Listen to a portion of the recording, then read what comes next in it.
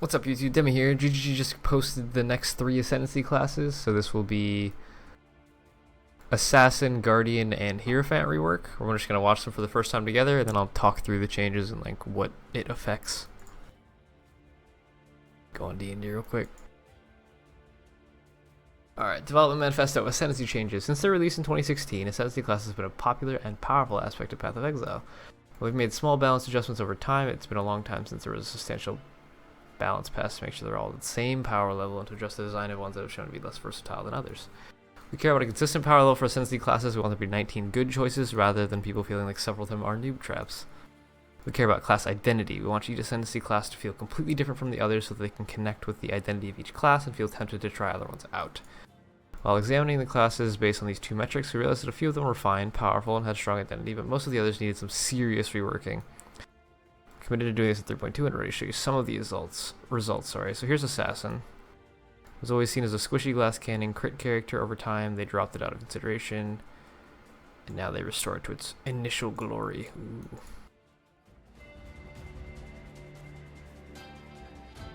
Poison, maim, crit. Base crit per poison. That's gonna be a lot of poison, actually. Crit dot. 20% of his extra chaos. Recover 0.5 of your maximum life per poison affecting enemies you kill. That's like instant regain while clearing. Okay. It's a lot of extra chaos damage, sure. Crit multi. This looks the same. Yeah. Bunch of crit against full life and low life, and culling strike with crits, which is nice. This one's new. Increase movement speed if you've killed recently. Damage from your crits cannot be reflected. Does that imply we're getting reflect back? Maybe? That's weird. Increase damage while there is only one enemy nearby. That's actually insane for boss fighting. You take no extra damage from crits while there's only one enemy nearby. Dude, this is insane. This is like one-on-one heaven right here. You can ignore boss crits, and you deal 100% extra damage. That's cool.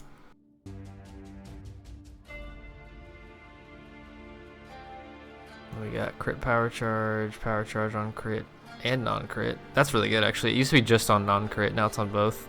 That's really good. And then this is the same, right? Yeah. Crit multi per power charge, plus 2% base crit while at max. Plus 1 max power charges. Okay, they gave back the base crit that was higher. It's still like 1.5 right now. So overall, Assassin gained a bunch more crit damage, and the single target potentials of that 100% increased damage. That's really good, actually. That feels really cool. And I like the fact that the power charge generation is now on non-crit and crit instead of just crit. So that's awesome. Guardian. What do we got here? This is an example of a class where much of it remains the same, but certain skills have received substantial buffs to better achieve their goals. 3 of the 5 branches remain completely unchanged because they're very popular and achieve their purpose. The other 2 have been changed to promote a more active playstyle for supports, while still being strong choices for solo guardians. Okay. Endurance is 10% chance to gain a power frenzy or endurance on hit. Whoa, that's really cool. That's actually really good for guardians. Like currently you can't generate charges like that. So that's a lot of generation right there.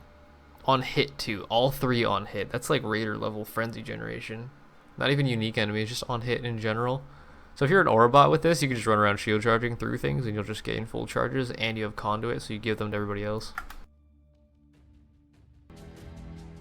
I like that. I think that's the same. Yeah.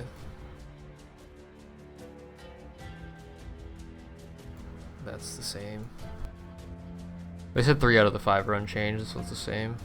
Armor, ES, Warcry.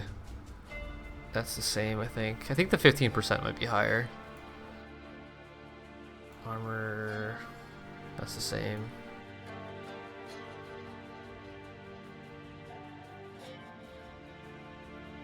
That's the same as well, I think.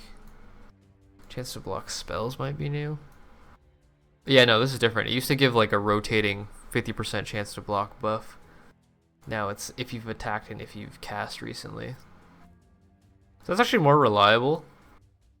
It still has, never mind, it still has a 50% block, but you also gain these on top of that. That's pretty cool. So it's like 60% block every 5 seconds. That'll block cap you on basically everything. Alright, so overall Guardian's more or less the same. It just gains a little bit more active stuff. They want you to cast and attack and hit things to get charges. Overall, I think that's good. Guardian was like getting to a point where you just kind of AFK next to your support, next to your carry, and everything just dies, right? And Hierophant. This one's like better be good, because Hierophant is garbage and I've literally never played it because it's trash.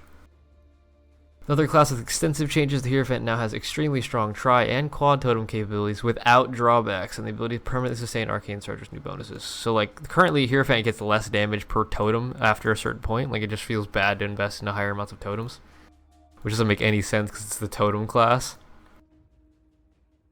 This is the first of several Ascendancy classes we are showing that has 7 notable passives. So instead of 5 like these guys, I give 1, 2, 3, 4, 5. This one has 1, 2, 3, 4.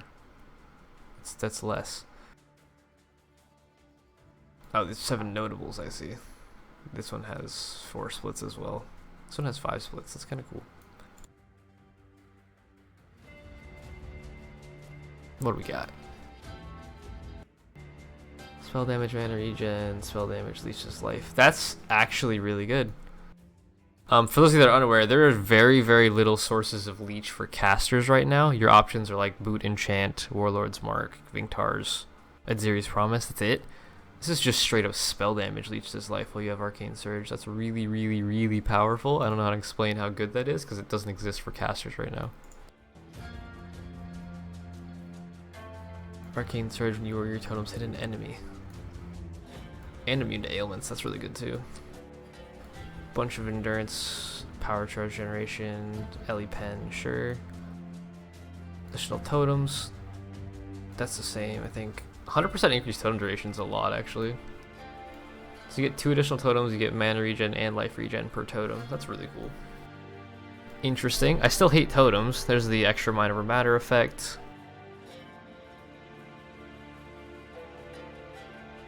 And I think that's the same. 30% of mana as extra ES, actually. That's a lot. 30%? Dude, you can get like 5 to 10k mana if you go hard. That's a lot of mana. Huh. You'll probably have noticed there aren't really any direct nerfs. This is intentional, but we most likely be addressed at later releases as we keep iterating on the balance. An example is the Slayer, where his leech abilities are so strong relative to regular leech in the core game. We're discussing options to improve regular leech in the future, so his leech is not so powerful in comparison. So instead of like nerf batting the fuck out of things, they're taking the other approach, which is beef everybody else. And I really, really approve of that, because like nerfing everything just feels bad. Everybody involved is like, okay, you nerfed my favorite build, I'm not gonna play it anymore. I gotta find something else that's like equally strong or worse, and it just doesn't feel fun to play.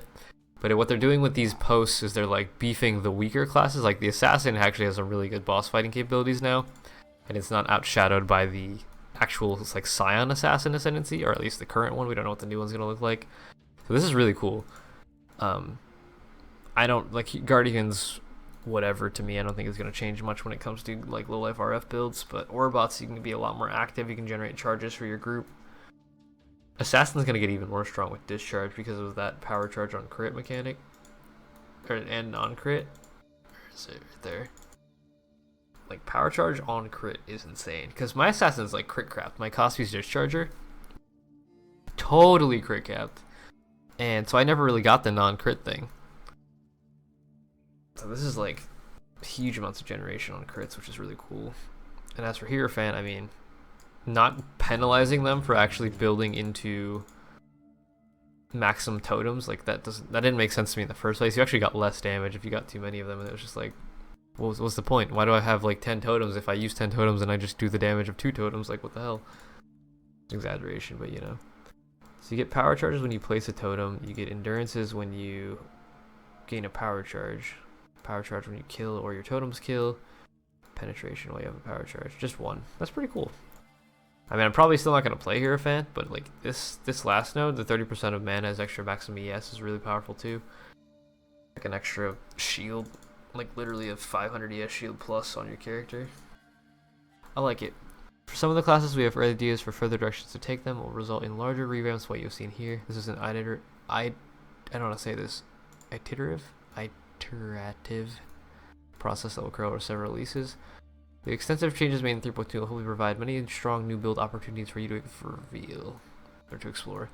We're aiming to reveal all 19 Ascendancy classes by mid next week when the 3.2 patch notes are posted. We'll update the list of this article as they are shown. Okay.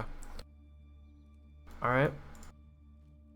Today is Tuesday the 20th. This league ends on the 26th, which means we'll probably get the rest of these a couple days after the league ends.